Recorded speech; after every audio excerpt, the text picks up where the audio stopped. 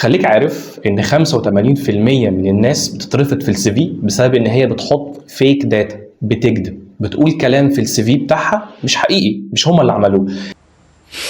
ايه ده؟ السي في ده لا يمكن يبقى بيتي. السي في ده معمول في مكتبة حمادة اللي في الفجالة.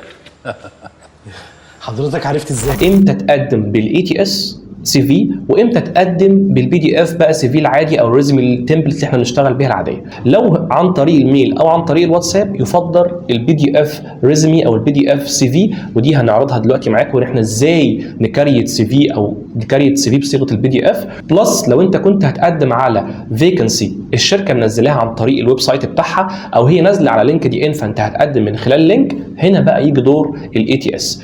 طيب نيجي بقى في الامبلويمنت هيستوري، هنا بقى بتحط خبرات السابقه بتاعتك. لو انت اشتغلت في شركه ما قبل كده، فانا على سبيل المثال خلينا نقول مثلا هضيف ان انا كنت شغال ميديكال ريب قبل كده، تعمل له داونلود. الداونلود عندك 3 صيغ، ممكن تحمله بصيغه البي دي اف او ممكن تحمله بصيغه التكست. احنا بنفضل التكست او الدوكيومنت بالذات لو انت كنت بتعمل اوريدي الاي تي اس سي في.